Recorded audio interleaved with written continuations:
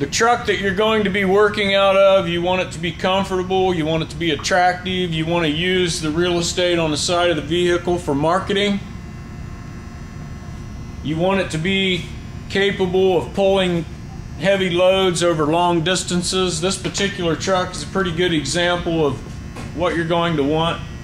You'll want a truck that's fairly new when you're being counted on to arrive at a destination to do work. You don't want to have a breakdown, show up late, or not at all. This truck is a 4500 heavy duty. It's got the capacity to pull, has a diesel engine. This one happens to have a standard transmission. You can choose whether you want standard or automatic. Just bear in mind that it will be pulling some weight, so you want to be able to do that without overloading the vehicle. It has the luxury interior, which you want your men to be comfortable if they're traveling long distance. You're going to want GPS. GPS is a very important element in what we do. It helps you find locations to do the work. It helps you track the location of manholes.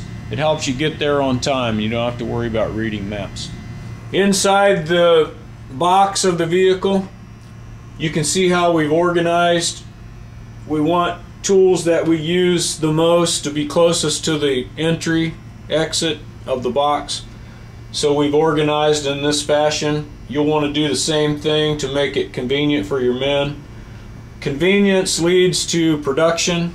So take a look at how things are arranged and try to get your truck looking similar. It doesn't have to be exactly the same, but the general principles apply. Have a place for everything in its place. We've got drawers that are labeled so that guys are looking for a certain item, they can just come in and see right away where it is. They're not looking through countless drawers to find it. You can see how the ring saw is stored. Very important to have that someplace where it won't get bent. You don't have to walk over it. You want to maintain the floor space in the vehicle for carrying materials. A lot of times you're traveling quite a distance and you need the space to carry materials. For the ICS saw, it has to have water to cool the blade. You can see this water tank. It's a simple tank that's available at any farm store. You can carry some water with you and a section of hose, and now you can run that saw with the proper coolant. So always have that water with you and have that ICS saw. On your truck, you want to make sure that you've got a class 4 hitch. You don't want to have any problems with your hitch when you're traveling. You have a lot of weight on that. You want to be safe. Have your proper electrical hookups. Also, on the back of the vehicle, if you'll notice, we have wired in a electrical box. On the trailer, we have a plug that you can plug into that electrical box, and there's conduit to the back of the trailer, the work area, so that you don't have to stretch a cord all the way through from front to back. You simply plug the trailer into the vehicle, it's working off the inverter, and you've got power at the back of the vehicle. A 10-foot extension cord from the back of the vehicle is all you're going to need then when you're on the job site. You can see that the trailer, this one is a Trail King TK12U.